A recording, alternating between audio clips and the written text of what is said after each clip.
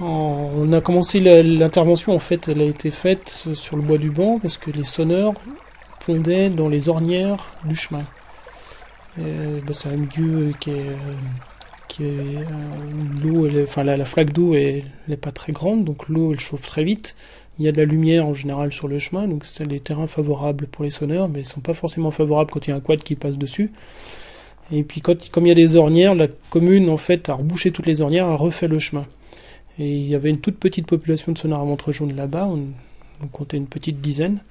Et donc on a, pour essayer de maintenir cette population, on a discuté avec la collectivité, avec la commune, qui nous a dit bah ok, pourquoi pas recréer des milieux naturels. Premiers travaux en 2011 pour recréer ces mares, et ça a marché. La première année ça a marché. De 10 sonneurs à ventre jaune qu'on avait les années d'avant, autour de la première mare, l'année suivante on avait une cinquantaine. Alors moi je suis Stéphane Patry, chargé de mission au syndicat d'aménagement du VUH. Je suis accompagné par Manon qui débute avec nous un stage pour 4 mois. Et puis aujourd'hui nous sommes présents sur la commune de Viry pour un chantier participatif organisé dans le cadre du projet de contrat corridor biologique, donc où on invite la population à participer à des chantiers pour gérer des milieux naturels. Aujourd'hui, en l'occurrence, on va essayer de réouvrir une zone humide qui tendait à se refermer et puis à réinstaller des bacs, des mares pour les batraciens, notamment pour le crapaud sonneur à ventre jaune. Alors nous, le syndicat du VUH, on a plusieurs missions, plusieurs compétences sur le territoire. La principale, c'est l'aménagement du territoire dans les domaines touristiques, notamment à travers la mise en place de réseaux de sentiers et de randonnées pédestres.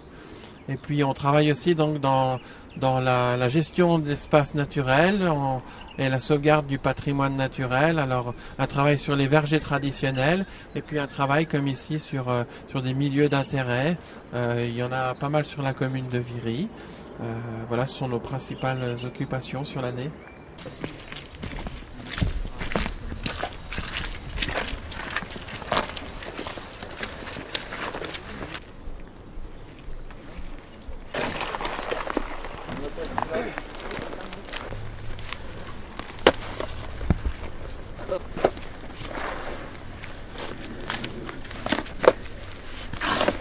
Ah tiens, il y a un ou deux verres là pour la pêche. Là. Vous avez...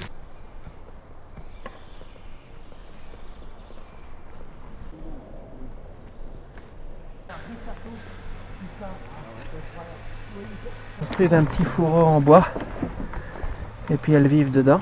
Là c'est à l'état larvaire, oui. Ensuite ça devient un insecte volant. Là c'est un insecte volant. C'est un insecte volant, voilà, on la voit sur son indicateur de qualité des eaux. Trichoptère. Trichoptère. Ouais.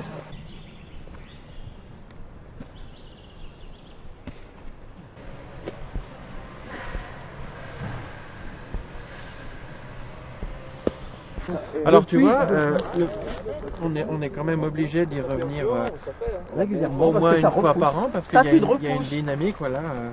En fait, quand tu coupes ces ligneux, en fait, ça les stimule et ils repartent derrière pratiquement. Et on peut pas les arracher. Alors l'idéal ce serait de les arracher, mais c'est quand même très costaud parce qu'ils ont des racines qui vont. Alors le souci avec le sonneur, c'est que quand il s'est installé dans une ornière, il aime bien y rester. Parfois on crée une mare quelques mètres à côté et il n'y va pas. Il reste dans son ornière. Alors donc là vous allez être mais bon, on espère quand même qu'en créant des milieux qui lui sont favorables, si la population tend à se développer, il y a quand même des pontes qui se fassent dans des milieux un peu artificiels comme ceux qu'on est en train de créer. Là on met un bac imperméable parce que le sol n'est pas assez argileux pour retenir naturellement l'eau, quoi. Ah oui.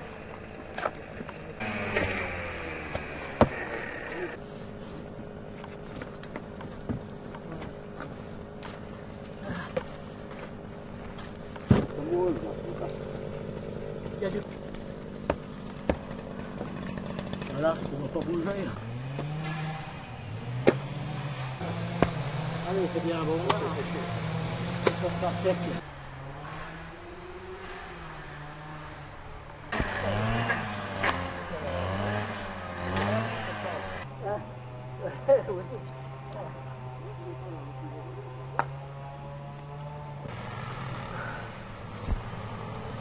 moitié fait. Ah, ça. Moi, j'ai des jardins vides.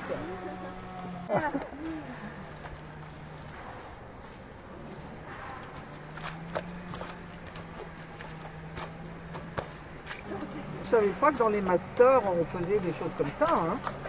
Ah bah d'habitude je suis en cours quand même. Oui, mais quand même, c'est du vrai travail de terrain, ça. Ben, je vais finir mon master, donc on a un stage de 6 mois à faire, ou 4. Et en fait, c'est dans le but, c'est de rentrer dans la vie active après, quoi.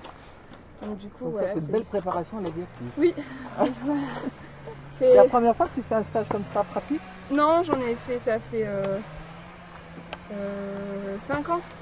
Mais j'ai fait dans tout, j'ai fait avec des accompagnateurs en moyenne montagne, j'ai fait avec des glaciologues dans la recherche, voilà. Donc c'était C'est sympa. très diversifié comme Oui. formation. Hein. Oui, Et oui, tu on sais, fait tout. Tu sais ce que tu préfères maintenant, après avoir fait tout ça? Moi je préfère la montagne de haute altitude et les glaciers. Mais c'est un milieu qui est très très fermé, donc voilà, faut s'adapter. Mais, ouais, mais ce que tu fais comme formation, ça te permet pas d'être glacier? Ah, Non, si, non, non. On a disons qu'on a des intervenants qui nous initient à la glaciologie, à tout en fait. Glaciologie, géologie, faune, flore, beaucoup d'hydrologie, donc tout ce qui touche à l'eau, les barrages, aménagement du territoire, un peu de tourisme. Donc c'est vraiment très très très varié. Oui. Et après c'est à nous de choisir la branche qui nous plaît le plus. Donc voilà, c'est assez sympa. Donc en fait. toi, ce qui te plairait, c'est la glaciologie. Oui, tout ce qui est et aménagement touristique aussi. D'accord. Voilà. Donc c'est pour ça. Et après, puis, comment on rentre dans ce genre de milieu fermé? Alors par exemple la glaciologie, comment tu fais, là, toi? il faut de l'expérience et faire des stages le plus possible avec des glaciologues pour pouvoir essayer d'avoir une petite porte C'est d'entrée. Mais... dans des centres de recherche, ça? Oui, voilà, le CNRS ou des choses comme ça. La bonne condition. Oui, j'ai eu la peur de ma vie, prudent, je dirais. Donc je savais qu'avec lui, je risquais pas grand-chose. Laisse tailler, quoi, disons, en forme. Parce que sinon, c'est un piège plutôt que... Ouais, ouais, il peut plus sortir. Il a déjà dû y songer.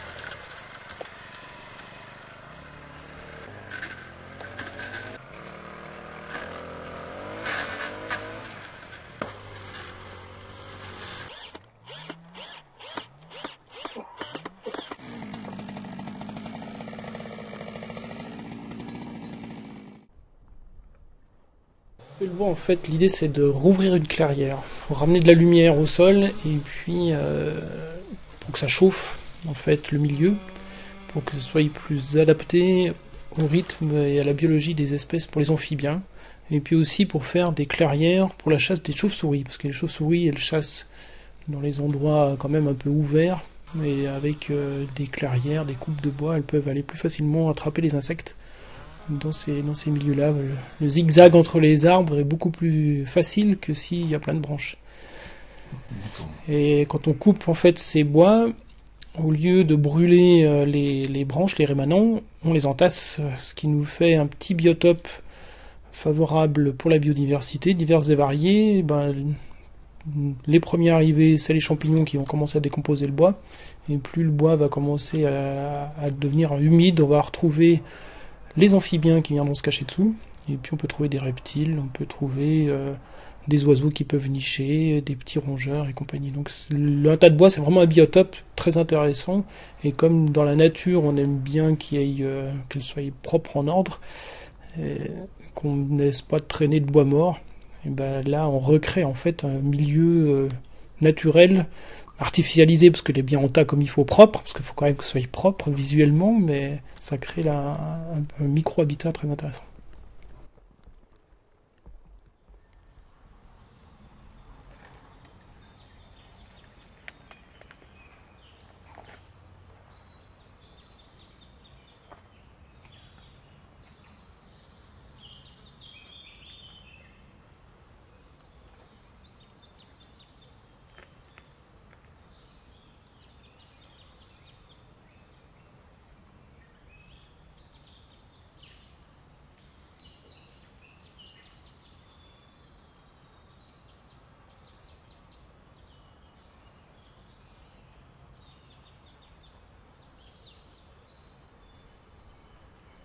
Donc une espèce extrêmement menacée, très rare à l'échelle de l'Europe.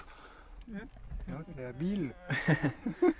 Et qui est, voilà, protection nationale Ouais, et une espèce qu'on dit Européenne. d'intérêt communautaire, donc protégée dans la directive européenne de protection des espèces animales. Est-ce que tu crois qu'il me vient dans les mains? Mmh. Ça a pas l'air très inquiété. Non, non, mais ils font un peu les morts. Hein. Regarde, là, il y en a déjà trois juste ici. 4. Oui, excusez-moi. Je les ai dérangés. Les yeux qui sortent Ouais. par rapport au... Ça... Et cette pupille en forme de cœur là, c'est aussi typique.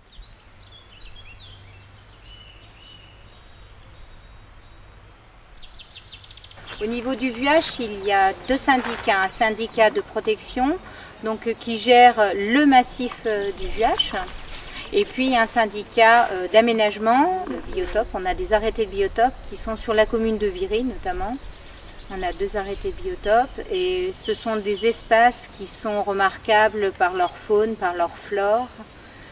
Donc on a les Teppes de la Repentance qui sont au nord de Valérie, on va dire, vraiment avec la frontière suisse. Et donc là, on a un paysage qui est presque, je dirais, presque méditerranéen. C'est un très très beau paysage qui est composé de prairies sèches à Moligny et puis on a des petits pins, voilà.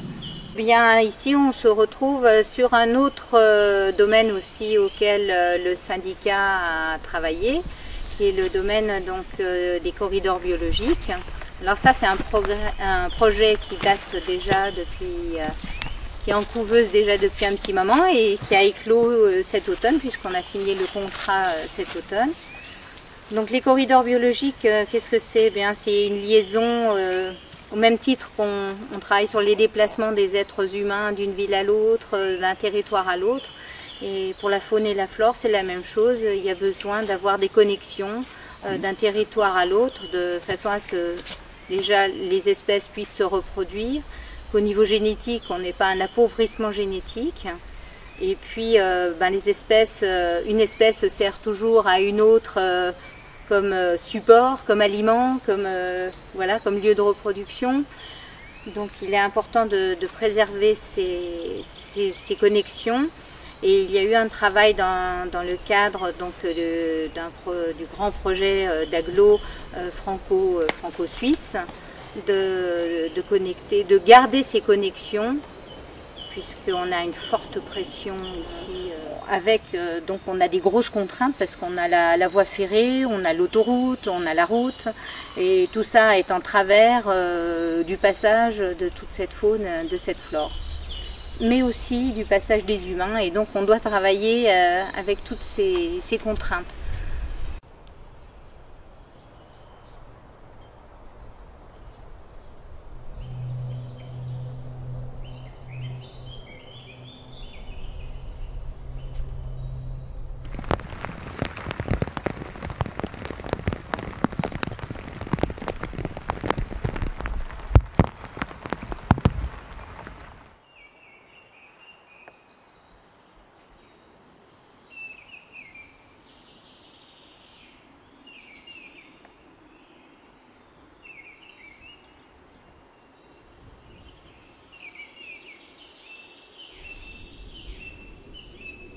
Quand elle est à maturité, il y a une petite baignoire au milieu qui est extrêmement toxique.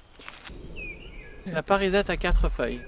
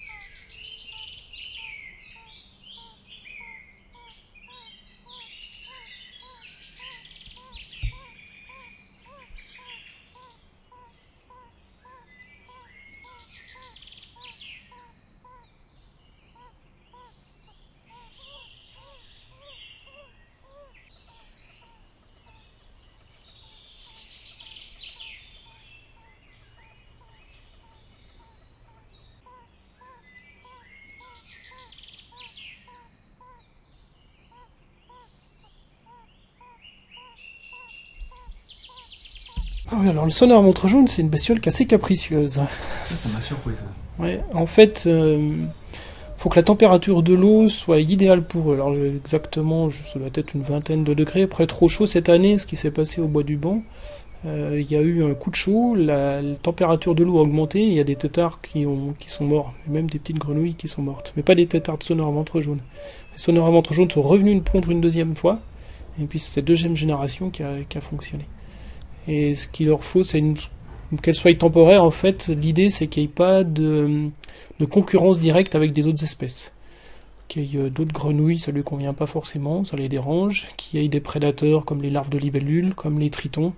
Donc eux, il faut vraiment qu'ils soient tout seuls dans leur flaque d'eau pour que la reproduction puisse fonctionner. C'est ça, quand on a une mare qui est permanente, et ben, quand elle s'assèche, toutes les bestioles qui vivent dans la mare vont mourir. Et puis le sonore à ventre jaune, comme il a un rythme biologique, en tout cas la croissance des œufs et puis des jeunes est très rapide, ils arrivent à faire le rythme biologique, en tout cas à stade larvaire et jeune imago, juste avant la sortie juste avant que la mare soit asséchée. Donc celle-ci, elle fonctionne bien.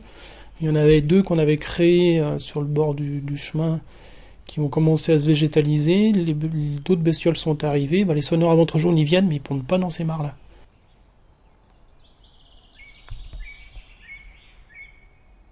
Alors pareil dans les 2 bacs qui sont complètement artificiels, qu'on a mis en place parce que le sol n'était pas suffisamment imperméable. Donc là on a fait un test, dans la nature c'est pas forcément très joli, mais pour retaper une population de sonars à ventre jaune, c'est intéressant de faire le test. Donc là, comme ce sera des bacs qui seront permanents, on verra ce que ça va donner au fur et à mesure des années. Alors l'avantage des bacs permanents, c'est que si on voit qu'il y a des prédateurs qui s'installent, on peut déplacer les larves de libellules par exemple qui viennent s'installer dans une autre mare, et puis vidanger le bac, et comme ça on est sûr que pendant une période, il n'y a plus de bestioles qui vivent dedans. Puis après on mettra de l'eau au printemps et que le sonneur pourra batifoler dans les bacs. Ah, d'accord.